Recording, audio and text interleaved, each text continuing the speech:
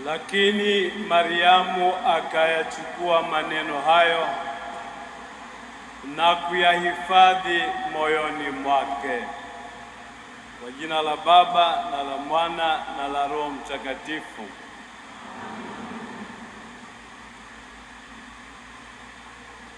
Kulikuwa na mzee mmoja ambaye alikuwa mgonjwa sana.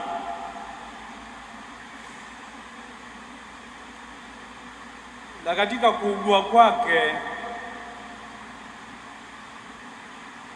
baadhi ya jamaa zake walimwacha, walimtupa. Walipoona kwamba anakaribia kufa, mmoja wa wajukuu zake ambaye alikuwa mmoja wa wale waliomtelekeza akaenda kumjulia hali. Pamoja na kuugua kwake, yule mzee alijitutumua akageukia ukutani.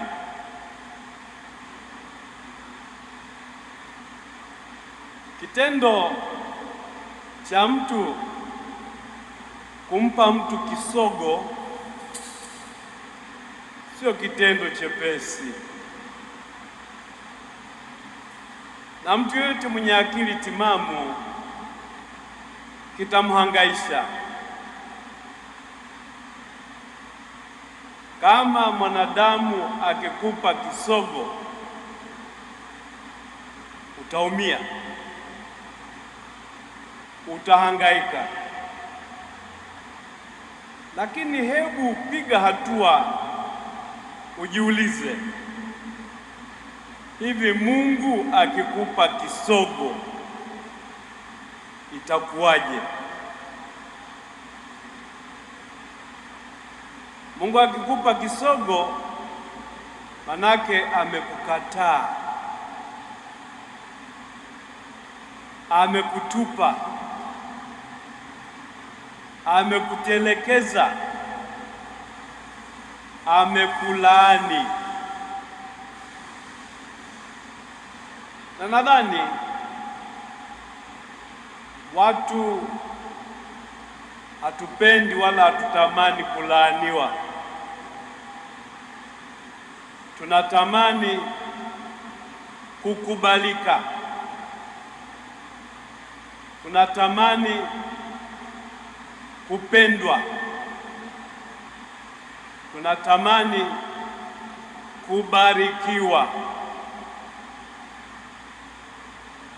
Na baraka ni kitu kizito sana katika maisha ya mwanadamu.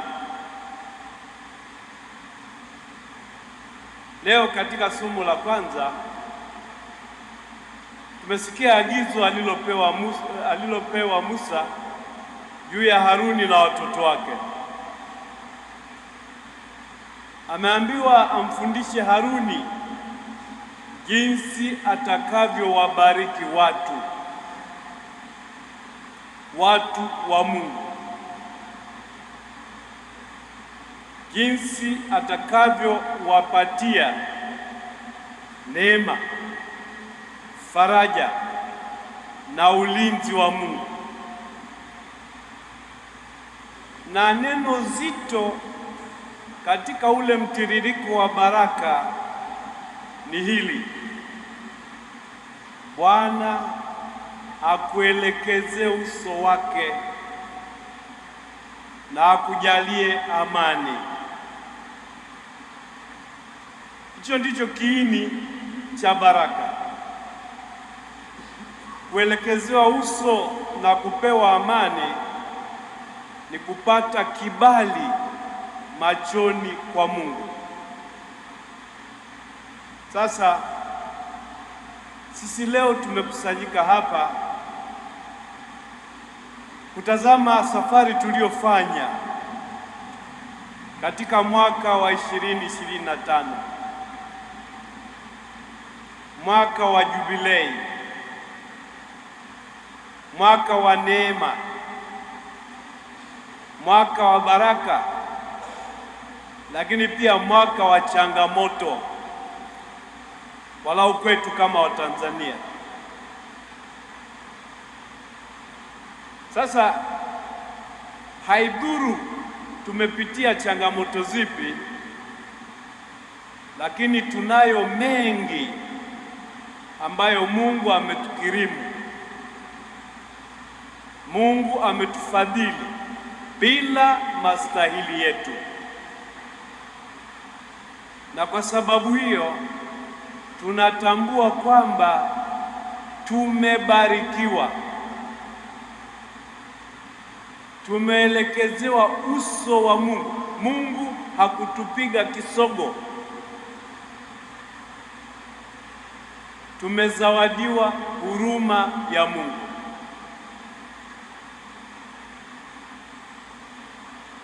Na ndio maana tunapoelekea kuhitimisha huu mwaka unaoyoyoma, tunapenda kumshukuru Mungu. Tumshukuru kwa zawadi ya uhai, tumshukuru kwa zawadi ya baraka alizotujalia katika majukumu yetu, katika uwajibikaji wetu, katika familia zetu, mahali petu pa kazi na katika mapito yetu. Kama tumeweza kuwa hapa jioni hii, ni kwa sababu Mungu ametubariki. Na naamini mmekuja hapa leo sio kumsikia askofu mkuu atasema nini. Napenda kuamini kwamba mmekuja kumshukuru Mungu, na namuomba Mungu aipokee shukrani ya kila mmoja wenu. Lakini sio hiyo tu, tunaposhukuru, na ndivyo wanavyosema Waswahili, kushukuru ni kuomba tena. Tunaposhukuru tunatambua wazi kwamba tunaenda kuanza mwaka mwingine, mwaka wa 2026. Hatujui siri zake, hatujui changamoto zake, hatujui majukumu yake, lakini tuna hakika ya kitu kimoja: Mungu yupo. Basi tuthubutu kujiaminisha kwa Mungu, tuthubutu kujikabidhi kwa Mungu, na tuthubutu kumwomba Mungu awe baraka, kinga na nguvu yetu. Tuthubutu kumwomba Mungu sio tu kwa ajili yetu sisi wenyewe. Sali kwa ajili yako wewe mwenyewe tu, utakuwa binafsi. Sali kwa ajili ya wengine. Waombee watu wote, waombee hata wale waasimu wako, kwa sababu Bwana Yesu ametupa agizo hili la pekee kabisa: wapendeni hata maadui zenu. Usipompenda adui yako, huwezi kusema wewe ni Mkristo, na usipompenda adui yako, huwezi kusema wewe ni mfuasi wa Kristo. Kwa kuwa Kristo aliwapenda na kuwasamehe hata wale waliomdhalilisha, wale waliomtesa, wale waliomuua kifo cha aibu. Kwa hiyo mwaliko wangu kwenu ni huu: pamoja na kutambua kwamba huyu na yule mtakuwa na maasimu wenu, watu ambao mnadhani wamewatendea sivyo, lakini waombeeni, Waombeni kusudi Mungu aangaze akili zao, aangaze mioyo yao, wapate kuutambua ukweli wake na wamwongokee. Hatuwaombei ili watopee kwenye uovu, tunawaombea ili wamwongokee Mungu. Zaidi ya hayo, tunapomwomba Mungu kwa mwaka ulio mbele yetu, tunamwomba atupe neema na nguvu ya kuyatenda mapenzi yake, ya kulisikia neno lake na kulishuhudia katika maisha yetu. Katika somo la Injili tulilosikia, tumesikia mambo mazito. Tumesikia habari juu ya mtoto Yesu, mtoto aliyezaliwa katika unyonge, katika umaskini. Kwa maneno mengine, mtoto ambaye pamoja na hadhi yake ya kimungu amejishusha akawa mdogo kuliko wote, akawa mdogo kuliko mwanadamu yeyote, kusudi sisi atuinue. Huyu tuliyesikia habari zake, Maria na Yosefu walipashwa habari zake, na mtashangaa waliopeleka habari nao ni watu wanyonge, watu dhaifu, wachungaji. Na katika jamii ya Kiyahudi ya zamani, mchungaji alikuwa mtu wa mwisho, mtu hovyo, mtu wa kudharauliwa. Bwana Yesu amependa kujidhihirisha kwanza kwa wale waliodhaniwa kuwa ni wa mwisho. Alipenda kujitoa kwa wale waliodhaniwa kwamba ni watu baki, akawapa hadhi ya kuwa mashahidi wake wa kwanza. Hao ndio wamempa Maria na Yosefu habari walizopewa na malaika, na hao ndio wanatupa pia sisi habari za malaika. Sasa fundisho kubwa tunalopata au mafundisho tunayopata kwenye somo hilo ni haya. Fundisho la kwanza tunalipata kutoka kwa Mama Maria. Maria ni makini katika kusikiliza neno la Mungu. Tangu alipopashwa habari kwamba atakuwa mama wa Mungu, amesikiliza kwa makini, akauliza maswali na akatoa jibu. Mimi ni mjakazi wa Bwana, na iwe kwangu kama ulivyosema. Kauli hiyo imetustahilisha Mwokozi. Kibali hicho cha Maria kimetupatia mwana wa Mungu. Lakini hakuishia hapo.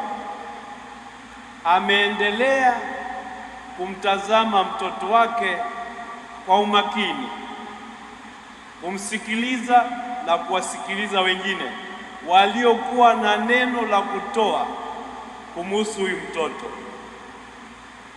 na akahifadhi yote moyoni mwake. Ewe mwana Dar es Salaam, moyoni mwako unahifadhi nini?